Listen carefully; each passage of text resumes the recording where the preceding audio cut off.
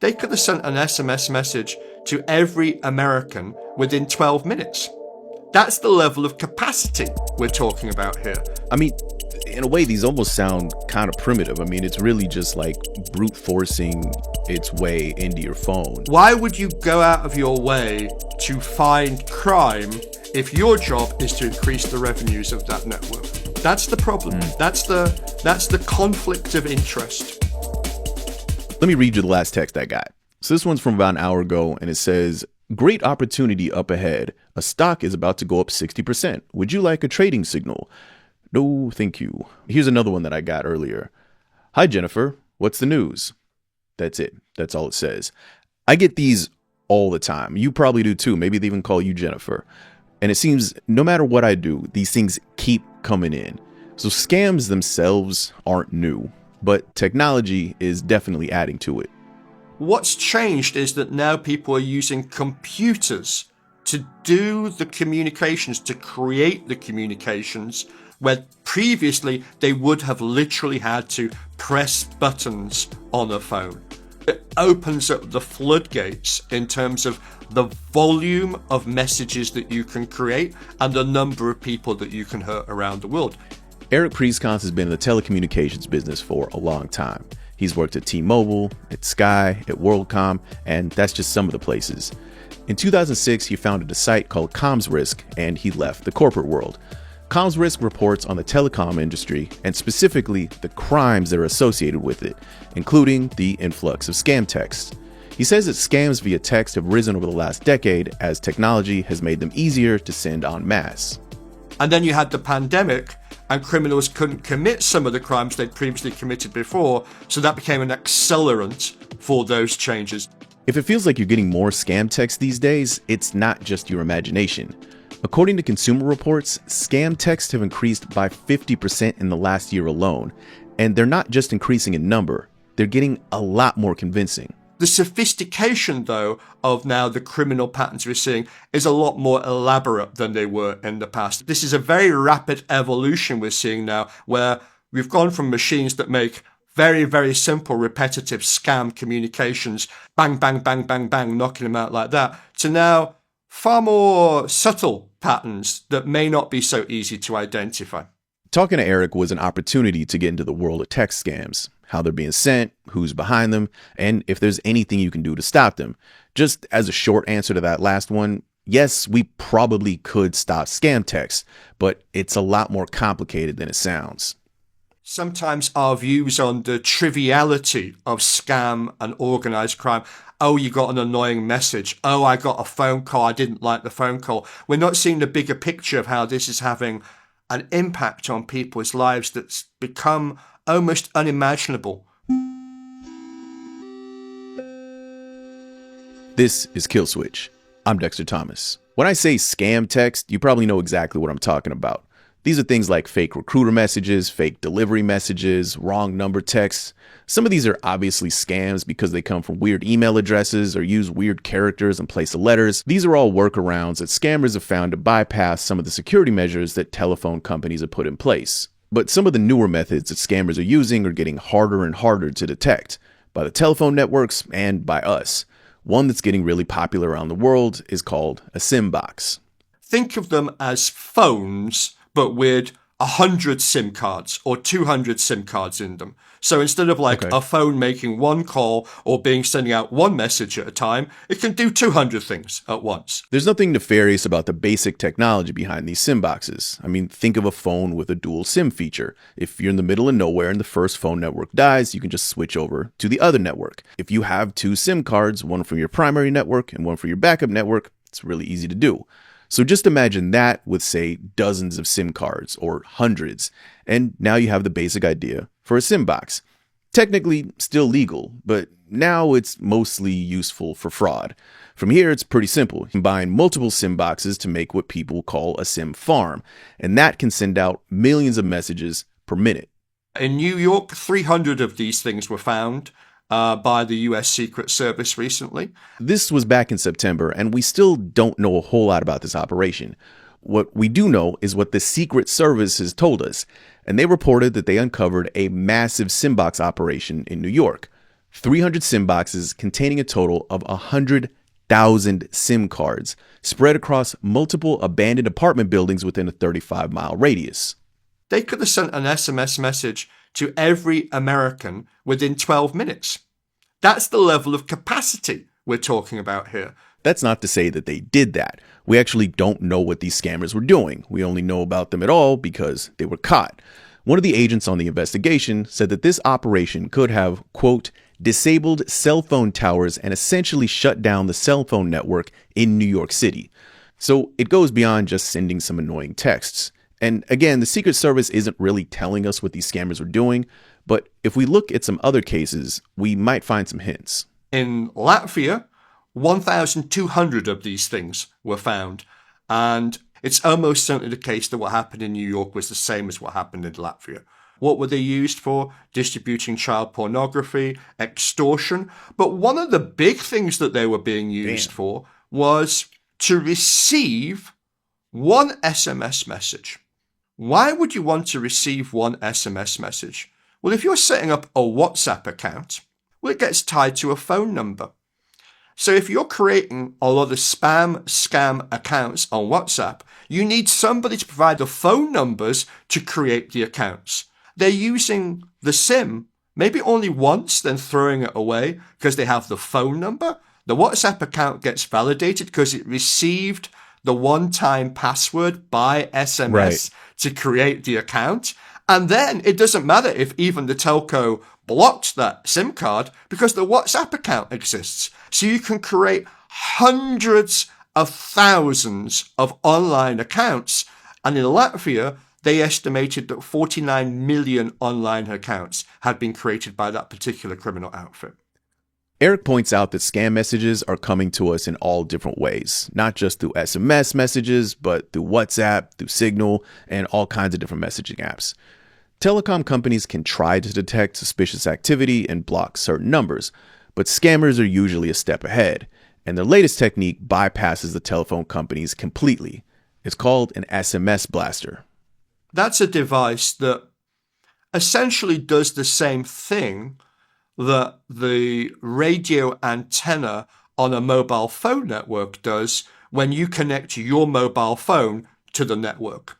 The difference is it's not a legitimate part of the network. So that's why they're called sometimes fake base stations, false base stations, rogue base stations. When you're normally walking around a city, walking around a town or driving around, you're going to be transferred from one base station to another base station on your same provider's network, whichever is the strongest signal. These rogue base stations will have the strongest signal for people in their specific location.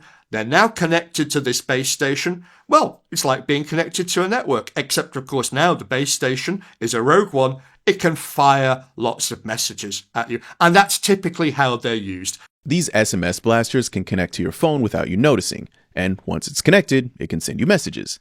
And because it's directly connected to you, the telecom company has no ability to block it. An SMS blaster can also spoof the sender ID to look like, say for example, a legitimate text from your bank. So what's to stop an SMS blaster from just spamming everyone in the country?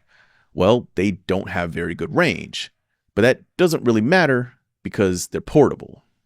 Just the other day, somebody had been using one of these SMS blasters on the London Underground, the capital's subway system, to fire out lots and lots as they're standing on the platform or travelling through the trains through the underground. In Auckland, for example, there was a student. He was paid $400 a day to drive around one of these devices, sending scam SMS messages to whoever was in range.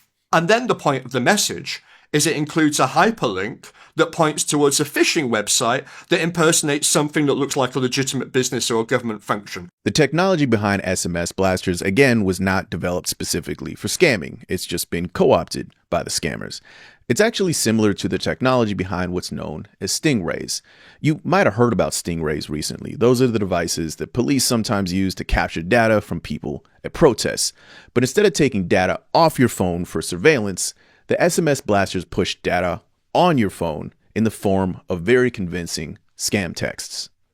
We're not talking about a completely new separate technology that was only created for criminals. We're talking about radio technology for communications networks, and it's just being adapted, slightly tweaked for a different kind of users. I mean, in a way, these almost sound kind of primitive. I mean, it's really just like brute forcing its way into your phones, but you got to drive up pretty close. What is it? The range of these things is like a couple of miles or something like that?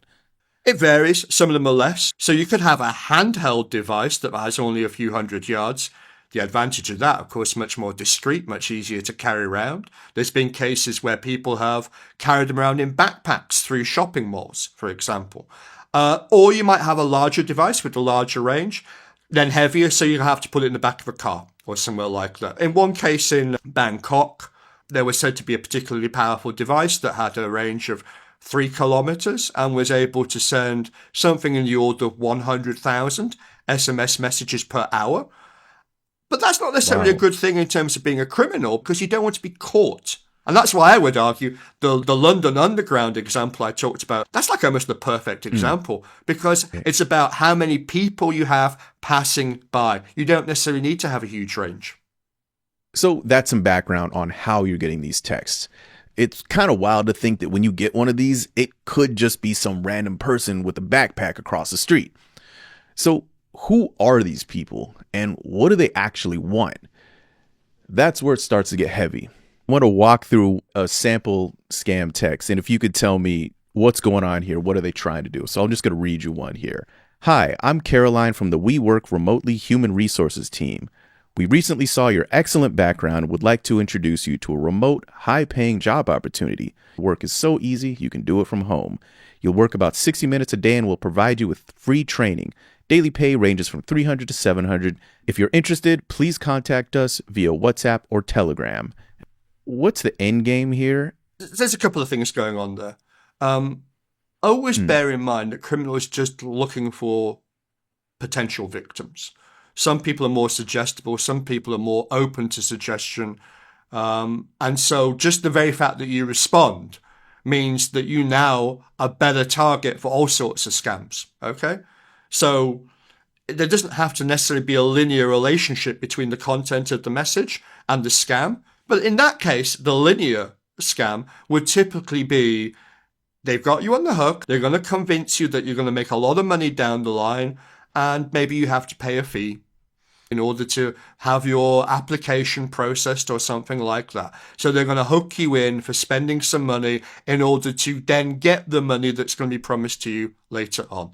And maybe if you pay once, then they're going to make you pay a second time, because once you paid once, you really don't want to have that money wasted by not paying a second fee. So then you can see how a more susceptible person gets dragged along until eventually they realize they've got to stop.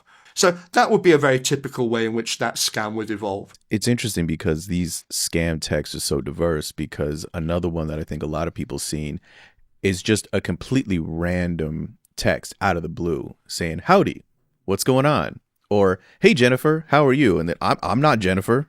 I might write back and say, this isn't Jennifer, wrong number. We tend to call them now in the industry the hi dad, the hey mom scam, because it's quite often a term like that. So it seems like it's somebody familiar. You associate it in your mind with somebody that you know, and that's the start of the process. But again, it's the same sequence there where they're just looking to see who's going to reply. They just want to get you into a conversation. And then maybe you do reply back and you go, I'm not your mom. I'm a man. And they go, well, I'm very sorry. I have the wrong number. But you see, the point is you've already replied back. You've already engaged with them on some level. And so can they turn the conversation around to selling cryptocurrency or something like that? It's all about that initial engagement. It's also about trying to get you off maybe the channel of communication that was used in the beginning, which could be an SMS message, towards something encrypted. Because if it's encrypted, it's much harder for any technology to be used to monitor this behavior, to intervene, to protect you. So that's another thing that they're looking to do too, is just to try and get you somewhere else. So some scams are very simple. They stop very quickly and the goal is very clear very early on. Some it's a long game. They just want to hook you in, and they will take you as far as they possibly can. They're running a lot of scams, these organized criminals. They'll just find the one that will be the one that you are most susceptible to. So who exactly are these criminals with the time and patience to play out a long game of this scale? The world behind this is a lot bigger than whoever sent you that annoying text. When we talk about some of the cyber crimes that go on in the world today, there's this pattern where we talk about kids, maybe teenagers, maybe early 20s. They're learning from each other on Discord. They're going to certain forums and they're sharing information. They're sharing advice on how to commit crime. And that's definitely a way in which crime gets propagated and repeated. But to some extent, those people are amateurs. Not everybody's an amateur. So what I think you're seeing is a degree to which the professionals are teaching each other how to commit crime, and also they're franchising crime. So they may provide a criminal service, and the point of the criminal service is that somebody else will come along and use the service to commit a more specific crime on top of it. And that then has a multiplier effect. Not every criminal needs to understand how a phone network works. It's capitalism, but in the criminal world. Why try to do everything yourself when you can get very, very good at a layer of crime and then sell your services to somebody at a different layer? This is when you know crime is getting sophisticated, when people specialize in one area to reduce their liability. So that text about a great crypto deal or even the random "Hi Jennifer" text likely has a lot of people working on different layers behind it. And it gets pretty dark pretty quick. In Myanmar, in Cambodia, and in Laos, which are the three countries that have taken a lot of the scam compounds that used to be based in China and have become the new homes for scam compounds, it's estimated that there's about 100,000 people working in scam compounds. And there's a lot of tragic stories about people being murdered, tortured, hijacked. It's effectively modern day slavery. We're talking about huge numbers of people being persuaded to move to a foreign country to work in these ones with offers of jobs, well-paid jobs, well-paid IT job. Some people move just because they know they're going to work for a criminal enterprise and they don't care. Other people hijacked. I mean, there was a terrible case that I was reading the other day. 19-year-old Chinese boy was sold into slavery by a 17-year-old Chinese girl. You know, she had befriended him. She had become his girlfriend. She had told him that she had family running businesses in Myanmar. They flew to Thailand. They traveled overland to the border. And when they arrived at the border, there's a bunch of goons to grab a hold of him. She went and had a 10-day holiday in Thailand, and she had pocketed her, I think it was something in the order of $15,000 she'd got paid for selling him to slavery. Oh my gosh.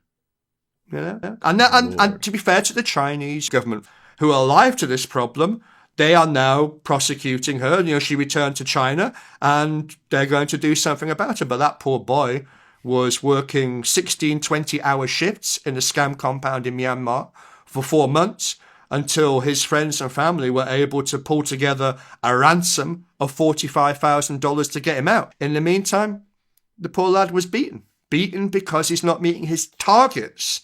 That poor lad has lost some of his hearing as a result of the beating. And that's not even by far the worst case that I could recount to you. I mean, there are some absolutely appalling stories.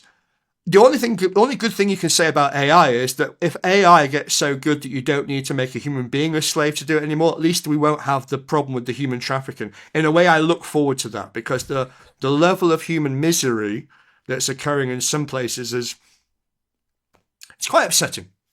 It's quite upsetting when you read the stories. A lot of the scam texts that you get about stocks or selling crypto or job recruiting or the random "Hi mom, oops, wrong number," those kind of texts, the ones that are after the long game, these likely originate from these scam compounds. This kind of scam has exploded since 2020. Why? Well, there's a pretty simple theory behind it. Chinese organized criminals had built casinos that were sitting empty during the pandemic, and they needed something to do with the empty buildings.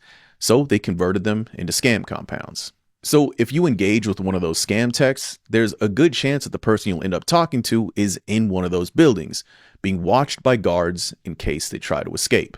I'm the criminal. I want to hook you into talking to somebody who's going to appear like a beautiful woman. I'm going to talking to somebody who's going to try and sell you cryptocurrency. So what do? I send you a message and then, oh, whoops, it was the wrong number. I'm sorry. I didn't mean to message you.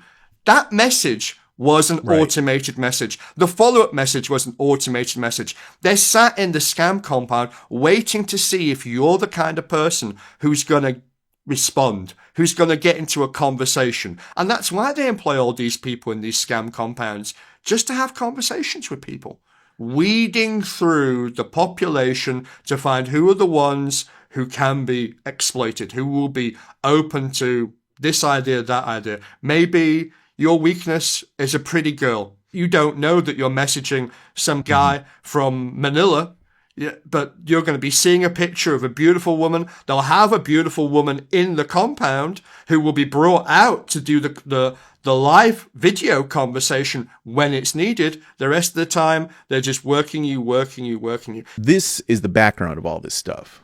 On the receiving end, we just see an annoying text, but the operation behind each message can be massive.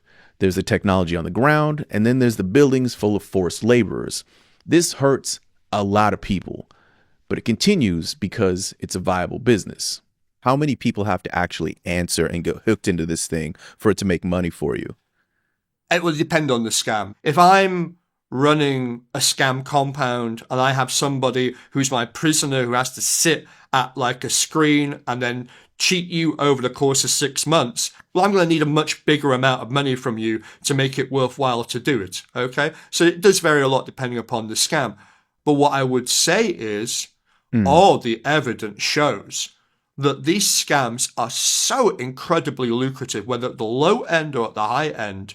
This thing is just ramping up and up and up. They're just taking the accumulated profits that they're generating from crime, reinvesting it in more crime, and the things that we're doing to chip away at it, we're not keeping pace. We're falling further and further behind. So their margins, their profits are getting higher and higher and higher. And we are not at all sophisticated at doing anything about tackling them. When it comes to stopping scam texts, the advice you usually hear is learning how to spot them. Watch out for misspellings or weird formatting in the text. Don't click links if you don't know the sender. Maybe don't reply. We also hear that certain demographics are more vulnerable and that we need to teach them to be more savvy. But all of this is kind of missing the bigger picture. It's been argued that older people are more vulnerable to scams. But then there's also some conflicting data that says actually young people spend a lot more time on the phone. They're a lot more casual, shall we say, about what they do. They think of themselves as savvy, so they fall for scams. And I think really what we should be learning from the criminals is however much you train people, however much you educate people to be scam aware, to improve their awareness, to be less likely to fall for it, those criminals, they're gaining a lot of data about what works in terms of mental tricks, psychological ploys, manipulations. They're masters of it, and they have an enormous amount of data about what actually works in practice. So they're always getting better and better and better. I'm not a psychologist, but from what I understand about the topic, suggestibility is not well correlated to intelligence. And that's what the criminals are looking for. Are you suggestible in some ways? Can they plant an idea that you will act upon? Can they hook you with something that tempts you or motivates you in a certain way? And they're looking for your weakness. And different people will have different weaknesses. I mean, I think this is the really difficult thing here is because I think there are probably some people who started listening to this who are thinking, this is going to be great. Dexter got an expert here who's going to give me the top 3 tips for not falling victim to a scam. And it doesn't sound like you want to give that to me. I mean, look, I could do that. And I could say things like, don't let your phone get downgraded to a 2G network because that's typical for the format for SMS blasters. And I could say, look for spelling errors in the message. And, if there's a hyperlink, if it's a link that's been shortened, be suspicious or stuff like that. If someone makes a call, don't receive the call back to your bank rather than yeah, that's all good stuff. That's all common sense stuff. I'm not going to argue that you shouldn't do that, but it's not enough. It's never going to be enough. The rate of acceleration in criminal sophistication to try to solve the problem like that is fundamentally the wrong method. So there is one small thing that you may be able to do. If you have an Android phone, assuming it's relatively recent, you can block those SMS blasters from even being able to connect to your phone at all. It's pretty simple. You just disable 2G. There's a switch in your settings to do it. I put a link in the show notes to a guide that walks you through it, and trust me, it's very simple. It takes like 30 seconds. For iPhones, unfortunately, you're kind of stuck. You can't turn off 2G unless you use lockdown mode, which would also limit other functions on your phone that you probably want to keep on. Other than that, again, base rule, if you get a text with a link in it, don't click it.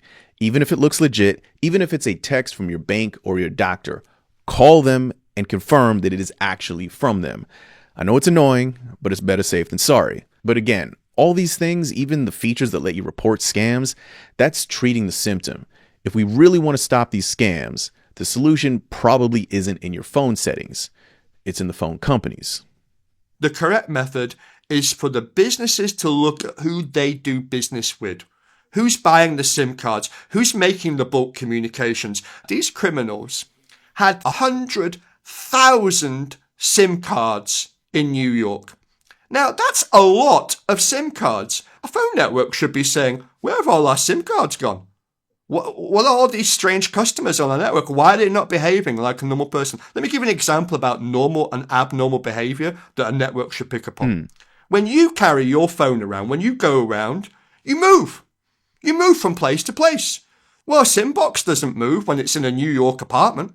It's sat there not moving at all. That should be a red flashing warning. Like, why have I got such a peculiar customer? Why have I got so many peculiar customers all in the same place, never moving? Perhaps they only make outbound communication. That would be weird because a normal person sends and receives. There should be lots of flashing warning lights going off in those telcos. This really reminds me also of the conversation about detecting AI, right? Which is to say, there was a point at which you could give people tips and you'd tell them, hey, look for too many fingers on one hand. And I remember, and I was saying this back here on the same show back then, you were fooling yourself if you think that you were going to be able to use those same tricks 6 months from now. And sure enough, you look at AI generated pictures, AI generated videos, the hands look perfect. The idea that we can just educate the public and that will solve everything. It sounds like bringing a knife to a nuke fight, pardon the American violent imagery here, but it just seems like it's not functional. So true. So true. I mean, for myself, personal experience, a few months ago, I received my first ever spam call from an AI. And I think I'm a pretty savvy guy about, this kind of stuff. And I listened to the spam AI talk to me, and I had to ask the question, are you an AI? Because it was not obvious. Now, thankfully, that particular spam AI did honestly answer the question.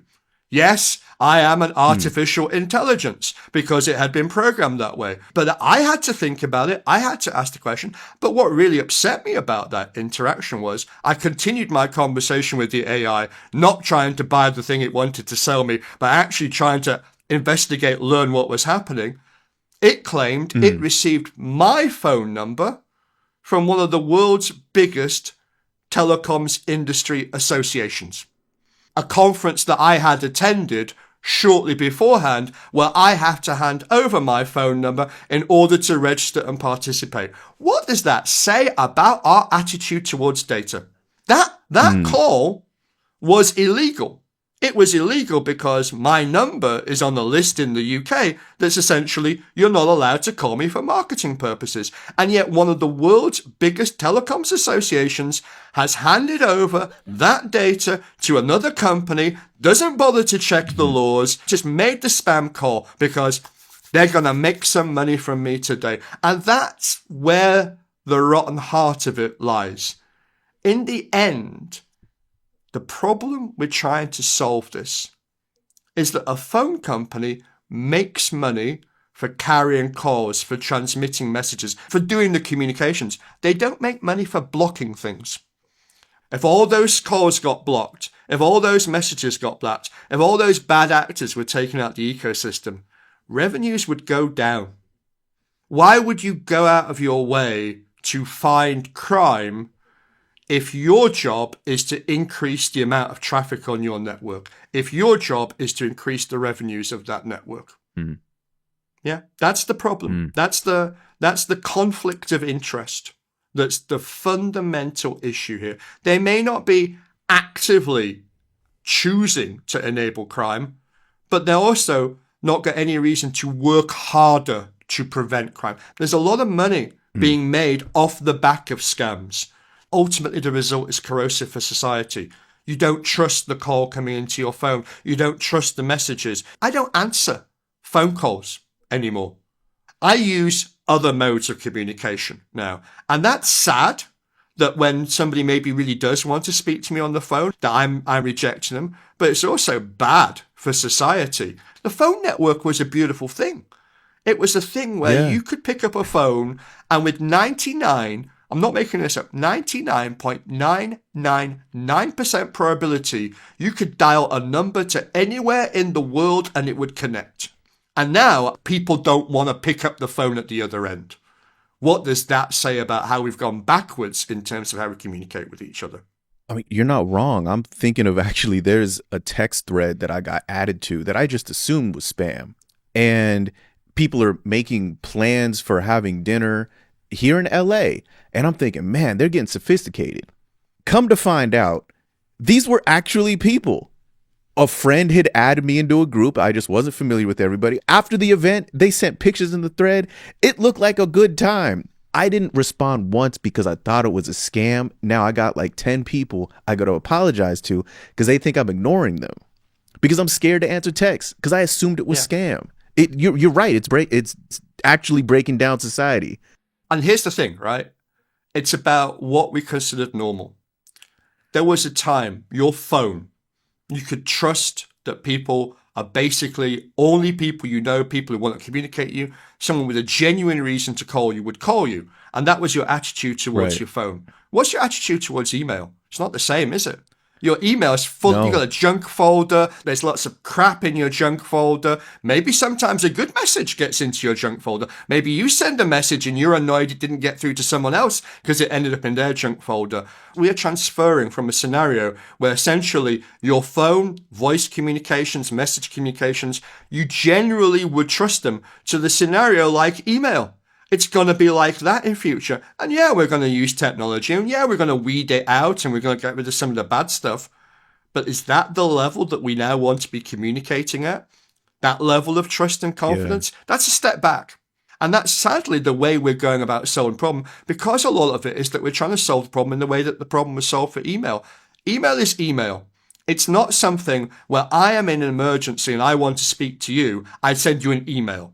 When I'm in an emergency and I want to speak to you, I want to call you. So to start turning that kind of communication into the level of email, we're losing something in society. That makes me sad. It makes me sad. You know, a little after we recorded this conversation, a friend of mine sent me a song that I had not heard in a long time. It's this really simple and beautiful song by this guy named Lavi Sifri, and apparently it's been going viral recently. I can't play it here, you know, copyright, all that sort of thing, but I can read you part of the lyrics. It's strange how a phone call can change your day and take you away from the feeling of being alone. Bless the telephone. And that's the name of the song, Bless the Telephone, which is something I think you could still say sincerely in 1971 when it was recorded. And then I think to 20 years later, to 1991, when Tribe Called Quest put out a song called Sky Pager, which is seriously just a song about how cool it is to have a device that lets people contact you when you're outside. At some point, the ability to contact someone instantly was this futuristic or even magical thing. I'm not that young, but I guess I'm not old enough to really remember that time period, because by the time I was really using my own phone and especially using email, it was already something that we saw as potentially suspicious. And now, forget about it. When's the last time you heard someone say that they even like their phone? Anyway, we'll leave the links to those songs in the show notes if you want to check that out.